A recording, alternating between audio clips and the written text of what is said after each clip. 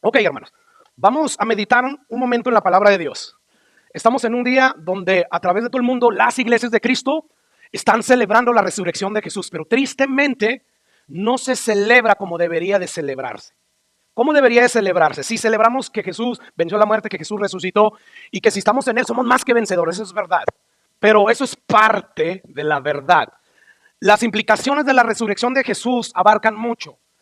En un día como hoy deberíamos de predicar el evangelio, tal como la Biblia nos lo muestra, tal como Jesús lo predicó, tal como Pablo lo predicó, no como hoy en día se está predicando a medias verdades, porque esto del evangelio no vende. Jesús les dijo a sus discípulos que cuando fueran a predicar, muchos iban a ser los llamados a venir a creer en el evangelio, a obedecerlo, y muchos iban a ser los que iban a rechazarlo. Entonces no podemos cambiar los elementos del evangelio, porque los elementos del evangelio Dios nos lo dio. Y el apóstol Pablo decía, yo no me avergüenzo del evangelio, porque yo sé que ese evangelio del cual muchos se avergüenzan, no lo dicen, pero al no predicar cada componente del evangelio se están avergonzando. Pablo le dice, yo no me avergüenzo de eso, porque yo sé que es poder de Dios para salvar. A través del mensaje del evangelio es que Dios obra con su poder del Espíritu Santo para transformar, para dar nuevos corazones a todos aquellos que creen en el mensaje del evangelio y vienen a Dios en arrepentimiento y fe. Entonces hay muchas iglesias que se enfocan, sí, amén, en que Cristo resucitó, gloria al Señor, pero no se enfocan en el evangelio. ¿Sabes qué fue lo que Jesús hizo después de que Él resucitó? Él fue a buscar a sus discípulos y a manifestárseles y decirles, les dije, incrédulos, corazones duros, tardos para creer lo que dice las escrituras, lo que yo mismo les dije, que yo iba a resucitar, aquí estoy, véanme. Bueno, justo después de que Jesús se encarga de darles pruebas indubitables, veraces, de que Él estaba vivo, de que Él cumplió lo que Él dijo que iba a hacer, bueno, Él les dice, no se muevan de Jerusalén hasta que sean investidos del poder de Dios. Sí, amén, para vencer al pecado, gloria al Señor, pero Jesús fue bien específico, van a recibir poder para predicar el evangelio y entonces me serán testigos, no solamente en Jerusalén, Judea, sino todas las partes del mundo. Bueno, hermanos, nosotros tenemos que predicar ese evangelio. Y hoy en día, pues yo no voy a dejar la oportunidad de predicarlo. Así es que vamos a meditar un poco en lo que implica que Jesús haya resucitado. El pasado martes, 8 de abril, en la República Dominicana, pues sucedió una tragedia, ¿verdad? Una de las tragedias más dolorosas de la nación, de esa nación moderna. Bueno, resulta que durante una actividad multitudinaria, una actividad donde se estaba llevando a cabo una fiesta, una pachanga, vamos a decirlo así, en una discoteca ubicada en Santo Domingo, pues el techo de ese lugar donde se habían reunido aproximadamente 800 a 1000 personas colapsó repentinamente y ahí quedaron atrapadas muchas personas. Las autoridades informan que en la tragedia murieron 231 personas. De las 200 o de esas 231, 221 murieron ahí mismo en el siniestro, en la tragedia. Otras 10 murieron mientras estaban siendo llevados a los centros de salud. Y bueno, en ese día, muchos padres, muchas madres, muchos hijos, hermanos y amigos perdieron a sus seres queridos de una manera bien trágica e inesperada. Y la cosa es que ante un evento tan devastador surgen muchas preguntas. Por ejemplo, ¿dónde estaba Dios cuando esto sucedió? ¿Cómo podemos encontrar consuelo en medio de tanto dolor? Y muchas otras preguntas parecidas a esta. Pero creo que la pregunta más importante a la luz de la eternidad es, ¿cuál fue el destino final de estas personas? Bueno, esto es lo que vamos a meditar a través de la palabra de Dios con el propósito de responder a la luz de la palabra de Dios con esperanza y con compasión esta pregunta. Porque detrás de cada tragedia que sucede en el mundo, que termina con la muerte, hay una gran lección. ¿Y cuál es esa lección, hermanos? Bueno, que la vida humana es frágil. La vida humana es corta, es efímera. Hoy estamos aquí, mañana quién sabe. Mire, pensemos por un momento en las personas que murieron en esa terrible tragedia. Sin duda que ellas, desde días antes que decidieron estar en ese lugar, ese lunes 7 de abril, pues ellas tuvieron que haber planeado todo, ¿verdad? Para estar ahí. O sea, ellas tuvieron que haber preparado desde su vestimenta hasta el medio de transportación. Es decir, ¿qué me voy a poner yo para ir a la discoteca, para ir a ese nightclub? bueno, me voy a poner un vestido, me voy a poner unas zapatillas, me voy a poner un pantalón, unas botas y me voy a ir yo a disfrutarla. Voy a ir a pasarla bien. Entonces, todas estas personas se prepararon. Lo que estas personas nunca imaginaron fue que se estaban preparando para el último día de su existencia, de su vida. Y aunque esto fue una tragedia que pasó muy lejos de nosotros y le pasó a gente que no conocemos, la verdad es que ni tú ni yo, que estamos aquí, ustedes pues sentados en la iglesia y yo detrás de este púlpito parado, bueno, ninguno de nosotros estamos seguros de que vamos a llegar a nuestras camas esta noche. Claro que no. Nuestro hermano Alex, años atrás, creo que él venía para la iglesia, si mal no recuerdo, venía a este edificio a congregarse y tuvo un accidente. Gracias a Dios no pasó a mayores. Pero imagínense que ese accidente lo hubiera llevado a la muerte. Estuviera en la presencia del Señor y todo esto, pero habría pasado una tragedia aquí con nosotros. Tú puedes ver que la vida es frágil, es efímera, es corta, es transitoria. Por lo tanto, a todos nos puede pasar, porque la muerte, hermanos, no avisa, ni siquiera discrimina. Yo no sé si tú sabías, pero dentro de los muertos se encontraban ex beisbolistas de las grandes ligas de aquí de Estados Unidos.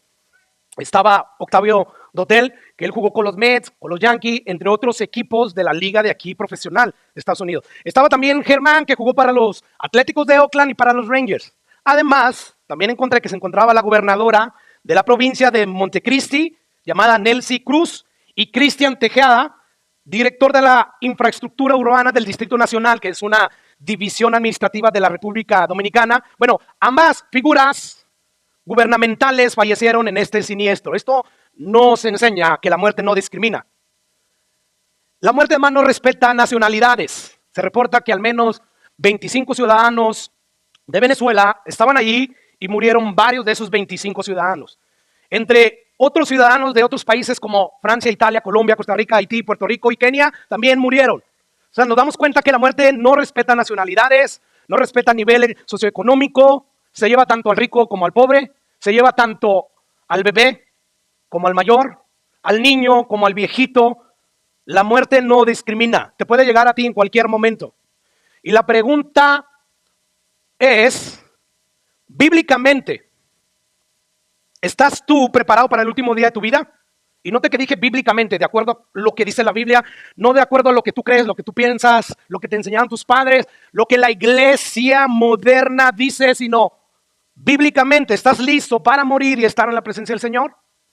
Porque en este momento, Jesús, a través de la Biblia y a través de este predicador raso, te dice, como aquellos que le dijo, aquellos que le contaron acerca de dos tragedias que sucedió en la área de Galilea.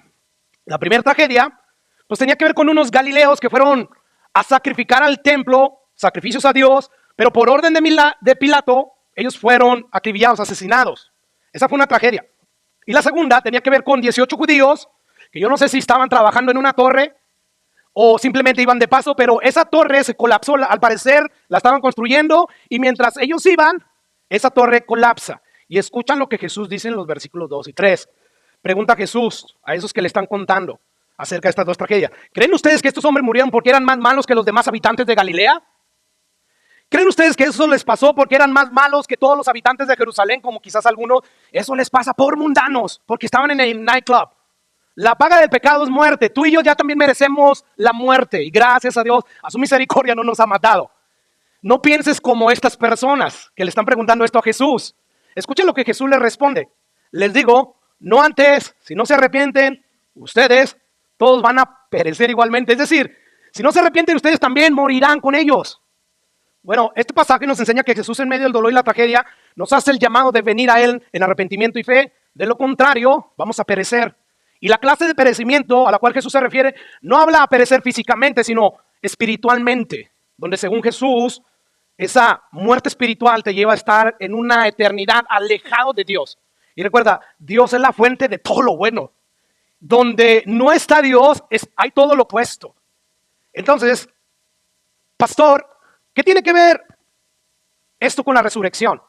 Bueno, dado que tenemos un 100% de certeza que Jesús resucitó, debido a las innumerables evidencias históricas que prueban la validez de la resurrección de Cristo, bueno, nosotros podemos estar 100% seguros, completamente seguros de la veracidad de esta porción bíblica y del resto de la Biblia.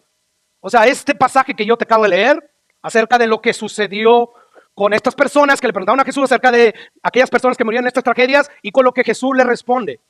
Podemos nosotros estar seguros que esto es veraz. O sea, por el hecho de que Jesús resucitó entre los muertos, significa que todo lo que dice la Biblia es verdad. Todo. Una vez más, incluyendo este pasaje que acabamos de leer. O sea, si es verdad que Jesús, después de que murió y fue sepultado, y al tercer día resucitó, o sea, salió de la sepultura, se mostró a sus discípulos. Si todo esto es verdad, significa que todo lo que las Escrituras dicen acerca de lo que Jesús enseñó y acerca de lo que pasa después de la muerte es veraz. Mira, si la resurrección de Jesús no hubiese ocurrido, entonces estamos en todo nuestro derecho en no creer en la Biblia. Eso es lo que dice Pablo. O sea, no tendríamos que preocuparnos por nada de lo que Jesús enseñó y dijo, porque al final Jesús resultaría ser un impostor mentiroso. Sin embargo, como Cristo sí resucitó, significa que podemos confiar en todo lo que las Escrituras nos dicen y nos prometen.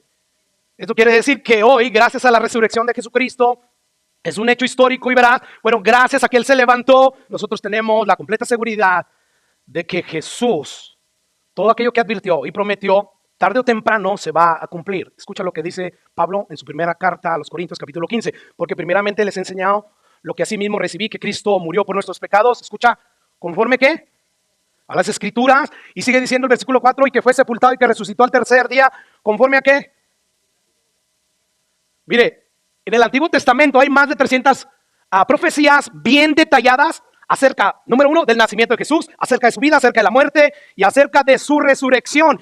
Y cada una de esas profecías se cumplieron al pie de la letra. Esto quiere decir, hermanos, que podemos confiar en todo lo que Jesús dijo.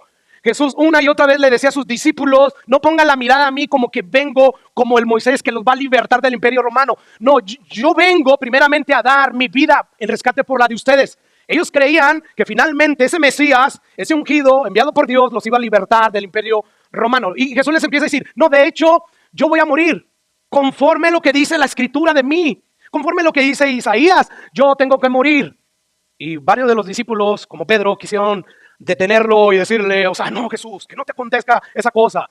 Inclusive Jesús le dice, apártate de mí, Satanás. O sea, no, se tiene que cumplir todo. Y bueno, todo se cumplió al pie de la letra.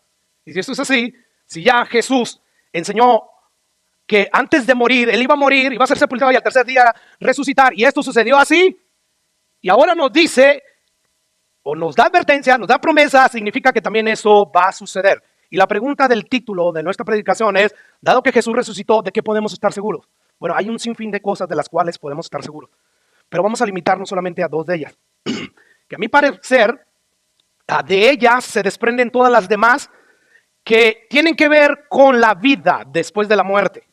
Y la pregunta que levantamos de la tragedia de la discoteca fue, ¿estás preparado para el último día de tu vida? Porque como vamos a ver, la Biblia nos asegura que la muerte no es el fin existencial del ser humano. O sea, tú no dejas de existir cuando mueres. Más bien pasas a otra vida espiritual. Tú sigues siendo tú no eres aniquilado. Por lo tanto, como esto es así, debemos de prepararnos para el día después de la muerte. Y bueno, la primera cosa que yo quiero que veamos, que Jesús enseñó, la encontramos en Juan capítulo 14, versículo 1 en adelante. Jesús está hablando aquí con sus discípulos en el aposento alto, horas antes de que Él fuera arrestado, fuera crucificado, matado y sepultado. Y escucha lo que dice el versículo 1 y 2. Yo te proyecto el 3. Dice Jesús, no se turbe su corazón. Creen en Dios, crean también en mí. En la casa de mi Padre muchas moradas hay. Si así no fuera, yo os lo hubiera dicho. Voy pues a preparar lugar para ustedes. Y luego dice ahí, si me fuere y os prepararé el lugar, ¿vendré qué? Aquí hay una advertencia y una promesa. Jesús viene por segunda vez. Él dijo que iba a ser matado por manos de hombre, que lo iban a sepultar y que al tercer día iba a resucitar, y eso sucedió. Hasta el día de hoy, nosotros sabemos que eso sucedió, porque después de 2000 años, un movimiento, aunque empezó de la nada, hasta el día de hoy sigue creciendo. Ese movimiento es el movimiento de los cristianos. Esto nos habla de que esta es una prueba contundente de que verdaderamente Jesús resucitó. Y bueno, si Él cumplió con lo que dijo que iba a suceder, bueno, Él también va a cumplir de nuevo. Él viene por segunda vez. Y este pasaje nos dice, hermanos, que podemos estar completamente seguros de que Jesús volverá por segunda vez para llevarnos con Él a la casa celestial de nuestro Padre Dios. Y bueno, la Biblia nos garantiza que Él va a volver. Ahora, veamos lo maravilloso que será estar en la casa de Dios. Apocalipsis 21. Escucha lo que nos dice ahí Apocalipsis. Dice el versículo 3. Y una gran voz, este es Juan teniendo esta visión, que decía, he aquí el tabernáculo de Dios, la morada de Dios con los hombres. Y Él, Dios, morará con ellos, ellos serán su pueblo, y Dios mismo estará con ellos como su Dios. ¿Y qué va a pasar una vez que suceda eso, hermanos? Dice que Dios va a enjugar, va a quitar, va a limpiar toda lágrima de los ojos de ellos, y ya no habrá muerte, ni habrá llanto, ni clamor, ni dolor. Yo no sé si tú te puedas imaginar un mundo sin muerte, sin dolor, sin llanto. Un mundo donde ya no tenemos que clamar por ayuda, auxilio Dios. No dice que allá ya no va a haber nada de eso, porque todos los enemigos de Dios van a ser destruidos, entre ellos Satanás, todos sus demonios y todos aquellos que rechazaron su reino. Y entonces ya no va a haber maldad, ni en nosotros mismos, porque como vamos a ver, vamos a recibir cuerpos glorificados, donde ya no tenemos que pelear con el pecado, con el cual muchas veces y cada día peleamos nosotros. Entonces esto va a ser maravilloso. Yo no sé tú, pero yo ya me muero por estar en ese lugar. Y sobre todo cuando veo que este mundo va de mal en peor. Pero no es el tiempo de Dios para mi vida. Ahora, esto no fue lo único que Jesús enseñó y prometió. Hay algo extremadamente importante que Jesús dijo que haría cuando venga por segunda vez. Vamos al Evangelio de Juan, capítulo 5, versículo 25 en adelante. Escucha lo que dice el 25 y hasta el 27. Ahí Jesús dice, de verdad les digo, viene la hora, viene el día. Dice, cuando los muertos oirán la voz del Hijo de Dios y los que la oyeren van a vivir. Porque como el Padre tiene vida en sí mismo, así también ha dado al Hijo el tener vida en sí mismo, dice el 27, y también le dio autoridad, ¿de qué, hermanos? De hacer juicio, por cuanto es el Hijo de Dios, por cuanto es el Hijo del hombre. Versículo 28, no os maravilléis de esto, porque vendrá hora cuando todos los que están en los sepulcros oirán su voz. ¿Qué es lo que está diciendo aquí Jesús? Cada ser humano que ha pisado este planeta un día va a escuchar la voz de Jesús desde su sepulcro, desde donde está sepultado. Y escucha lo que sigue diciendo Jesús en el versículo 29. Dice, y los que hicieron lo bueno saldrán a resurrección de vida, mas los que hicieron lo malo a resurrección de condenación. ¿Qué va a hacer Jesús cuando venga por segunda vez? Él, como Él es la fuente de vida. ¿Recuerdan el pasaje de Lázaro cuando ya estaba más de 3 días muerto, ya debería de estar apestando? Y aún así Jesús le dio vida, le ordenó, Lázaro, sal fuera.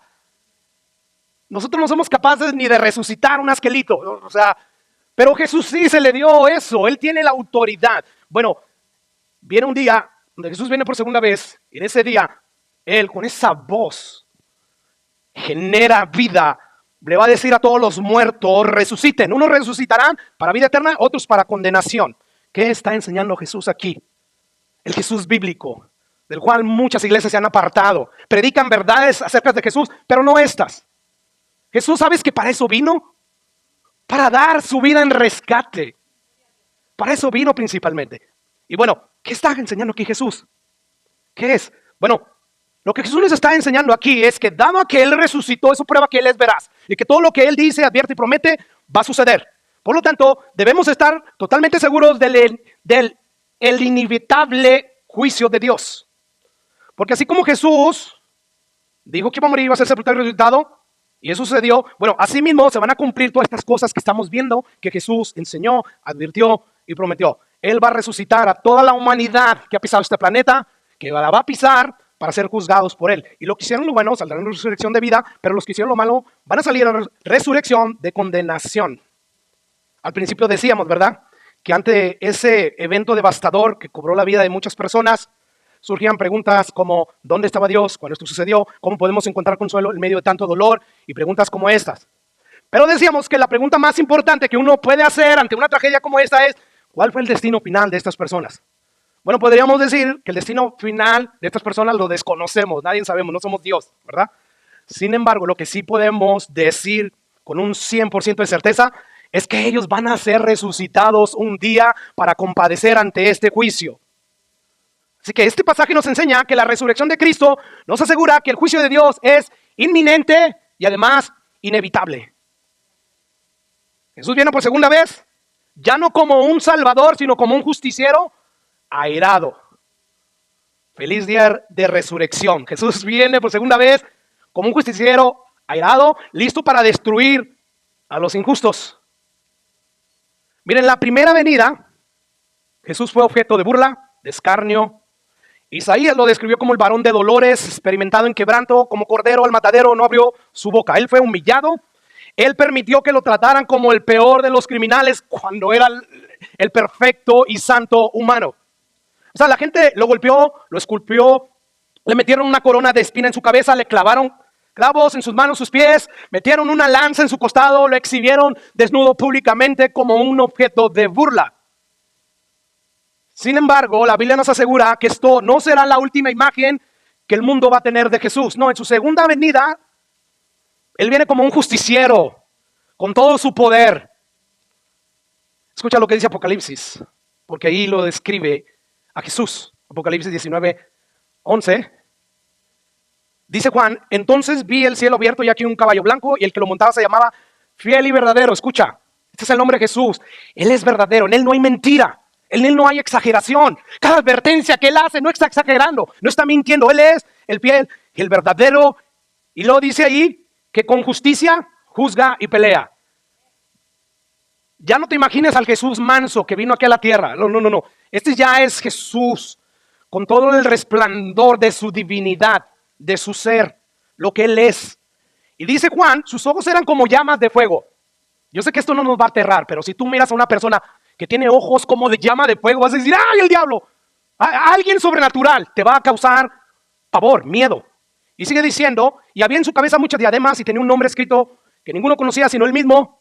Estaba vestido de una ropa ya teñida de sangre. Esto habla de que Él viene a matar a todos sus enemigos y salpica sangre. Y su nombre es el Verbo de Dios.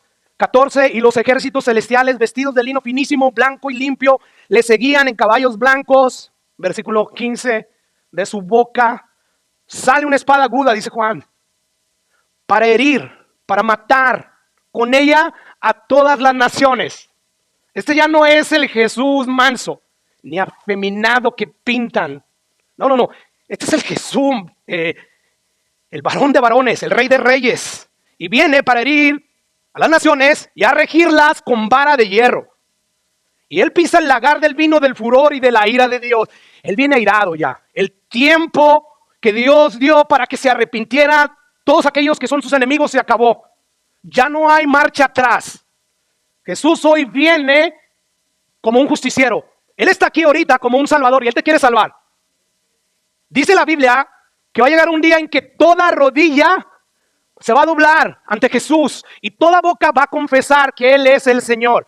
Bueno, te conviene que tú ahorita voluntariamente dobles tus rodillas ante ese Jesús y confieses voluntariamente que Él es el Señor. Porque si no lo haces tú aquí, Él te va a obligar a hacerlo.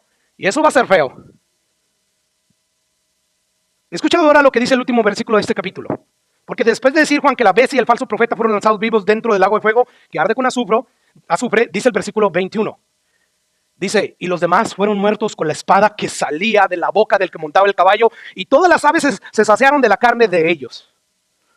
Usted tal vez pueda decir, pastor, pero dice ahí que la bestia y el falso profeta fueron los que fueron lanzados vivos al lago de fuego. Pero los que fueron muertos con la espada que salía de la boca de Jesús, no nos dice específicamente que ellos fueron lanzados al lago de fuego. Bueno, déjame te recuerdo que la Biblia no se compone nada más con estos pasajes que estoy leyendo. No, está compuesta por 66 libros y un montón de capítulos y versículos. Y lo que el resto de la Biblia nos dice es que la muerte no acaba con la existencia de nadie. No, acabamos de ver en Juan 5 que un día Jesús va a hablar y todos los muertos van a salir de sus sepulcros. Van a resucitar, unos para vida eterna y otros para condenación. De hecho, Apocalipsis capítulo 20 nos dice que estos que fueron muertos, al igual que todos los que murieron a través de los años, todos ellos fueron resucitados para ser lanzados al lago de fuego. ¿Escuchan lo que dice Apocalipsis capítulo 20? Dice allí, y vi a los muertos, dice Juan, vi a los muertos grandes y pequeños, o sea, gobernadores como pobres, como gente raza que es del vulgo, que trabaja en trabajos sencillos, como grandes magnates. Dice, yo los vi ahí, dice Juan, de pie ante Dios. Los libros fueron abiertos y otro libro fue abierto, el cual es el libro de la vida, y fueron juzgados los muertos por las cosas que estaban escritas en el libro, según sus obras. Y dice el versículo 13, y el mar entregó los muertos que había en él, y la muerte y el Hades entregaron los muertos que habían en ellos. Ahora, lo siguiente que Juan va a pasar a decir, pues presupone claramente que estos muertos fueron resucitados. Porque obviamente un muerto no puede ser juzgado, ¿verdad? Claro que no. Así que dice Juan, y fueron juzgados cada uno según sus obras. Versículo 14, y la muerte y el Hades fueron lanzados al lago de fuego. Esta es la segunda muerte. O sea, la primera muerte es física, pero tu espíritu, tu alma sigue viva. Y cuando Jesús te resucite, te va a dar un cuerpo apto para pasar la eternidad o en el cielo o en el infierno. Y esa es la segunda muerte. Escucha lo que dice el versículo 15. Y el que no se halló inscrito en el libro de la vida fue lanzado al lago de fuego. Bueno, como vemos, estos pasajes nos enseñan claramente que Jesús no vuelve como un salvador, humilde, manso, sino como un justiciero airado que terminará lanzando a todos los injustos al lago de fuego, donde según Apocalipsis van a ser atormentados de día y de noche por los siglos de los siglos. Ahora, según lo que hemos visto hasta aquí, yo pregunto, entonces, ¿cómo nos afecta la realidad de la resurrección de Jesús que a través de todo el mundo cristianos están celebrando? ¿Cómo nos afecta? Bueno, la resurrección de Jesús va a significar para ti y para mí, para el resto de los seres humanos, o el cielo o el infierno. Solamente dos destinos eternos. Es decir, Jesús va a regresar para llevarte a ti a ese lugar preparado para nosotros en la presencia del Señor, o te va a llevar a ese lugar que fue preparado para el diablo y sus ángeles. Quiere decir, hermanos, que Jesús en aquel día o va a derramar sobre ti bendición eterna o castigo eterno. Tú que no has creído genuinamente en el mensaje de Jesús, que Él es el Salvador del mundo, tu vida eterna está en juego, está en peligro. Así que hoy tú puedes tomar la decisión de escoger el cielo, escoger el perdón, la bendición, o puedes tomar la decisión de ignorar la palabra de Dios, de recibir en aquel día final condenación, castigo, infierno, tormento por los siglos de los siglos. Son las únicas dos opciones que tienes según Jesús, el que resucitó. Dice ahí Juan 3:18, esto se lo dijo a Nicodemo, es necesario nacer de nuevo, Nicodemo. Yo sé que tú eres un maestro que enseña la Biblia, pero aún así estás perdido, no has nacido de nuevo. Y le dice a él, el que en él cree no es condenado, pero el que no cree ya ha sido condenado porque no ha creído en el nombre del unigénito Hijo de Dios. Ahora regresando a Apocalipsis, ahí nos dice que el que no se halló inscrito en el libro de la vida fue lanzado al lago de fuego. Esto nos enseña, hermanos, que no hay lugar para la neutralidad. Yo no soy ni cristiano ni no cristiano, no. O sea, la humanidad se puede dividir en dos grupos, los que están inscritos en el libro de la vida o los que no hay otro grupo. Los que están inscritos en el libro de la vida terminan en el cielo, los que no terminan en el lago de fuego. Tú decides si Dios quiere que escriba ahí tu nombre en el libro de la vida o simplemente ignoras como la mayoría de los seres humanos hacen. Así que según la Biblia es imposible estar fuera de esta realidad. O tu nombre y el mío están escritos en ese libro o no lo están. Porque todos un día seremos llamados a comparecer ante ese juez supremo. ¿Para qué? Para averiguar si nuestro nombre está escrito en ese libro de la vida. Mira, imagina que mañana al salir de tu casa te encuentras con un sobre en tu puerta. Y al abrirlo te das cuenta que es una notificación judicial. Donde te indica que estás siendo convocado para comparecer ante un juez porque estás siendo acusado de haber cometido un delito. ¿Cómo tú reaccionarías, hermano? O sea, imagínate un momento algo así. Sobre todo si estás en este lugar ilegal. ¿Cómo reaccionarías? Bueno, sin duda alguna que reaccionarías inquieto. Te aterrorizaría. Te daría miedo. ¿Por qué? Porque estás obligado a comparecer ante un juez. Y según esa carta dice que hay pruebas contundentes de que tú realizaste un delito y por lo tanto te pueden refundir en la cárcel por el resto de tu vida. Sin duda alguna, una notificación así inmediatamente nos llevaría a angustiarnos en gran manera. Y aunque el juez sea un juez humano como nosotros, como quiera, este juez puede decidir acerca de tu libertad, acerca de tus bienes, de tu vida. Él puede privarte de la libertad, te puede encerrar. Sin embargo, hermanos, podemos decir que de un caso como este uno puede librarse del juicio, ¿verdad? Por ejemplo, puedes escaparte, puedes irte a tu país. Puedes también hacer que ese juicio se demore, solicitando una prórroga indefinida. O podrías también ir a juicio con un buen abogado, ¿verdad? Un buen abogado pero corrupto. O a lo mejor comprando al demandante te doy una lana y te retira la denuncia. O tal vez, si eres rico, sobornando al juez. Te podrías escapar. O sea, no hay duda, hermano, que una situación así, humana, te puedes zafar si hay dinero de por medio. Y bueno, gracias a Dios, esto es un caso solamente imaginario. Nadie tenemos que compadecer, ¿verdad?, de las autoridades humanas. Sin embargo, hermanos, hoy estoy aquí para decirte con la autoridad de la Biblia. Yo fuera de la Biblia no tengo autoridad. De hecho, no tengo ya autoridad. Yo estoy más bien proclamando la autoridad de la palabra de Dios. Bueno, ¿y qué te estoy diciendo con la autoridad de la Biblia? Bueno, que tú y yo y el resto de toda la humanidad que existe, que ha existido y va a existir, estamos llamados obligadamente a compadecer ante ese juicio de Dios. Y no es un juicio ante un ser humano donde si se nos hayan culpable y fuéramos condenados con todo el peso de la ley, a lo más que podríamos ser castigado es a pena perpetua, quedarte en la cárcel hasta que mueras, o a lo mejor a la pena de muerte. No. Este es un juicio que tiene que ver con el Tribunal Supremo de Dios. Y esto significa que nuestra sentencia no solo va a afectar nuestros bienes, no solo va a afectar nuestra libertad por un tiempo determinado, y no solo va a afectar nuestra vida en este mundo, nuestra sentencia va a afectar todo lo que somos por la eternidad. Eso es lo terrible de este juicio. Porque este juez no lo puedes engañar, no lo puedes comprar. Este juez no acepta sobornos. Este juez no se impresiona por la elocuencia argumentativa. O sea, no importa cuánto tú puedas argumentar, no importa que tú tengas al mejor abogado del mundo, este juez es implacable, es justo. Así que este juicio no va a poder ser postergado, nadie puede escapar de él, no te puedes fugar, es inevitable.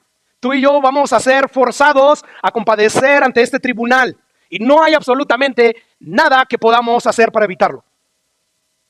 La Biblia nos habla en numerosas ocasiones de este juicio. Escucha lo que dice Hechos 17:30. Esto es evangelio bíblico. Dice Hechos 30, pero Dios, habiendo pasado por alto los tiempos de esta ignorancia, ahora manda a todos los hombres en todo lugar a que se arrepientan. Una palabra que casi no se predica ya en las iglesias modernas. Este es Pablo predicando el evangelio. Versículo 31. ¿Por qué todos los hombres se deben de arrepentir? ¿Por qué tienes que predicar eso, Pablo? Y Pablo dice, por cuanto ha establecido un día Dios, en el cual juzgará al mundo con justicia, por aquel varón a quien lo designó, dando fe a todos con haber levantado a los muertos. Hebreos 9:27. Y de la manera que está establecida para los hombres, que mueran una sola vez, y después de esto, ¿qué? Dejas de existir. No, el juicio. Porque recuerdas, Jesús dijo que viene un día, viene la hora, donde los muertos van a oír su voz desde sus sepulcros, y unos van a resucitar para vida y otros para condenación.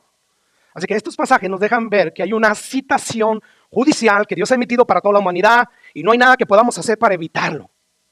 Nada, es inevitable. Un día nos vamos a encontrar frente a frente con Dios y vamos a rendir cuenta. Así que es inevitable. Y aunque no quieras pensar en este juicio, aunque de aquí salgas y te olvides de todo esto que te estoy predicando de parte de la palabra de Dios, aunque seas indiferente a esta verdad, incluso aunque ni siquiera quieras regresar a este lugar, bueno, Dios te asegura que un día tú vas a estar delante de Él y vas a rendir cuenta. Y este día se te va a recordar. Y yo le oro a Dios en este momento y como le está orando, a que nos ayude a ver la sobriedad, la seriedad, para que podamos entender la magnitud gráfica que hay detrás de todos estos pasajes. Porque ese día es tan real, será tan real como el día de hoy. Así que le pido a Dios que nadie en este momento tenga una actitud frívola de tal manera que terminemos la predicación tomando las cosas con poca seriedad. Ya se terminó el día de resurrección, vámonos a disfrutarla. No, esto no es una escena imaginaria, esto no es ciencia ficción. Este es un día establecido en el calendario profético de Dios que va a llegar, así como llegó ese calendario profético de Dios de que Cristo iba a nacer en Belén para salvar a los pecadores y que lo iban a matar, lo iban a sepultar, iba a ser resucitado. Bueno, ese día va a llegar, hermano, el día de la segunda venida de Jesús. Apocalipsis 20 nos dice claramente que se avecina en el horizonte del tiempo un juicio final que se conoce como el juicio del gran trono blanco. Romano nos dice que es un día de ira. El libro de Judas lo llama el juicio del gran día. Y muchos no queremos pensar en ese día. No queremos pensar en la eternidad. Especialmente cuando eres joven. Porque te parece lejana, ¿verdad? Ese día. Pero no podemos darnos el lujo, hermanos, de tomar esta meditación de la palabra de Dios a la ligera. Porque recuerda, como seres humanos somos frágiles, efímeros. La muerte llega sin aviso. puede quitarnos la vida en cualquier momento. Nadie nos asegura que aquí, ahorita donde estamos, no llegue un avión y se estrelle. Yo sé que para nuestra mente eso es imposible, pero puede pasar. Por lo tanto, hermanos y amigos que nos visitan, yo te invito a que vengas a Jesús en arrepentimiento y fe, porque es aquí donde entra la buena noticia. Hemos hablado de la mala noticia. Si tú no estás en Cristo Jesús, no has venido a Él en arrepentimiento y fe, va a llegar un día en que te vas a volver enemigo de Dios, donde Dios va a manifestar toda su vida. Por lo tanto, mientras hay vida y esperanza, mientras estás aquí, Jesús está como Salvador. Él está aquí con los brazos abiertos para que te acerques a Él. Escucha lo que dice Romanos 6:23. La paga del pecado es muerte. O sea, si tú llegas a ese día con tu propia justicia, vas a ser lanzado al lago de fuego. Dice la Biblia, y Dios es el que dice, no hay justo ni siquiera uno. Dios acepta una justicia perfecta, no es casi perfecta, no, una justicia perfecta. Y la única manera en que el pecador puede adquirir una justicia perfecta es a través de Jesús. El justo por los injustos murió. A Dios lo trató como si fuera injusto, pero Él es justo. Por lo tanto, no salgas de este mundo sin la justicia de Jesús que se adquiere al creer en el Evangelio, al creer en Él, al venir en el arrepentimiento. Porque si no lo haces, tu nombre no será escrito en el libro de la vida. Y recuerda, todos los que no fueron hallados en el libro de la vida, inscritos en él, fueron lanzados al lago de fuego.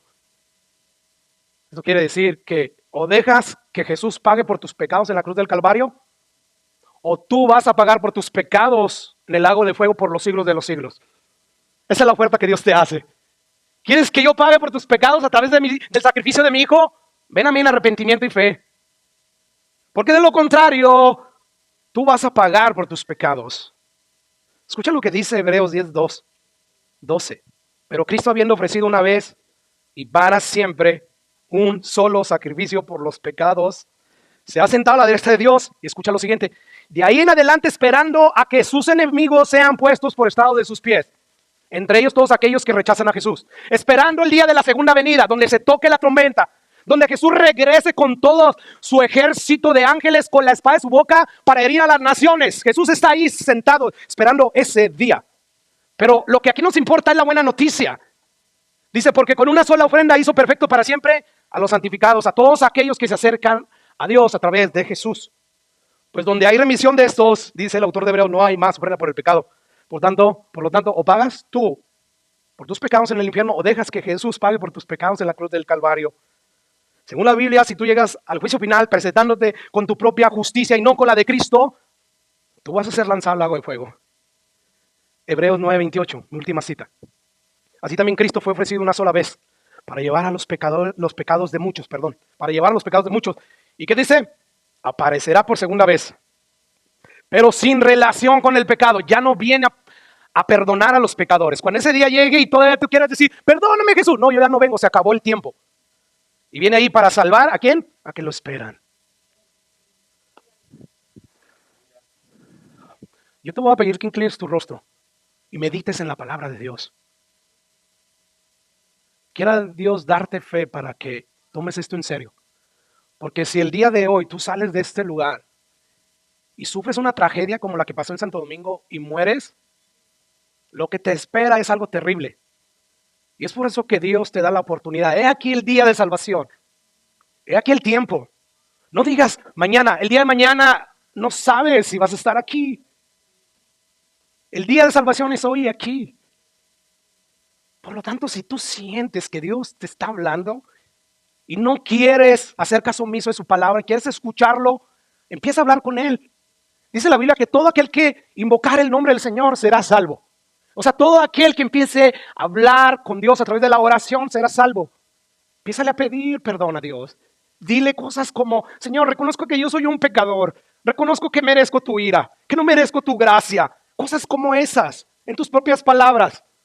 No hay oración modelo. Lo que sí hay componentes. En esa oración tiene que haber arrepentimiento. Tiene que haber entendimiento de que tú eres pecador y que hay un juicio. Y que entiendes que Dios proveyó un medio de escape a través de Jesucristo. Y puedes pedirle a Jesús que te perdone, que te salve, que te lave con su sangre. Y Él te asegura, Él te garantiza que será salvo, porque hasta el día de hoy el brazo de Dios no se ha cortado. Por lo tanto, tú que estás ahí en este lugar y que quieres recibir a Cristo, quieres creer en Él, quieres venir a Él en arrepentimiento y fe, simplemente órale, órale. Si tú quieres que yo te guíe, lo puedes hacer después de terminar el servicio. Yo no acostumbro a hacer la oración de fe porque no lo veo en la Biblia. Ahora, yo no digo que lo hagan está mal, no. Yo quiero ser lo más bíblico posible porque eso me va a llevar a ser eficaz en lo espiritual. Pero si tú dices, yo realmente necesito saber más acerca de esto, arrímate conmigo. Yo te doy tiempo. Para mí no hay nada más importante que estar ahí en el reino del Señor, y sobre todo cuando alguien necesita información o quiere saber cómo él puede ser salvo. Pero no necesitas a un predicador. Tú no necesitas a nadie. Tú lo que necesitas es haber escuchado el Evangelio, creer en él y en tus propias palabras hablar con Dios. Y todo aquel que invocar el nombre del Señor, dice la Biblia, que será salvo. Por lo tanto, ora con él. Haz una oración propia. Padre, en esta hora hemos compartido el Evangelio, Señor, en este día de resurrección, donde nos gozamos, celebramos por ese acontecimiento histórico que nos dio victoria, que nos dio triunfo, que nos garantiza la vida eterna. Te hemos cantado, hemos celebrado. Pero en esta hora, Padre Precioso, yo te pido por la gente que está sin Cristo y sin esperanza, aún los Nicodemos, los religiosos que, habiendo ya confesado que son cristianos, tal vez lo hicieron de manera religiosa. Ten misericordia de ellos. Pablo nos llama a examinarnos para ver si estamos en la verdadera fe.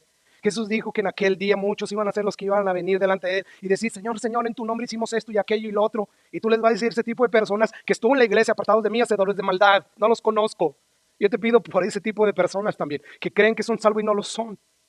Su estilo de vida, Señor, lo único que hace es comprobar que no han nacido de nuevo. Yo te pido por ellos, ten misericordia. Tu palabra dice que la fe viene por el oír tu palabra, el Evangelio. Quieras tú dar fe, Padre, quieras tú salvar tanto al religioso como al que está abiertamente perdido. Ahora, en el nombre de Jesús te pedimos, Padre, y te damos gracias. Queremos despedirnos, Padre Precioso, de este servicio cantando, celebrando, Señor, que porque tú resucitaste y hoy vives, es que ya no hay temor para nosotros los cristianos. Temor de qué va a suceder cuando muéramos, cuando estemos ante ese tribunal. No, porque ya la sangre de Jesús nos ha limpiado. Hemos obtenido su justicia perfecta. Por lo tanto, estamos seguros de que seremos absueltos de ese tribunal. Y nuestra resurrección será para vida eterna. Solamente porque Él vive, porque Él resucitó. En Él está nuestro futuro. Aleluya. ¿Por qué no te pones en pie? Nos despedimos con este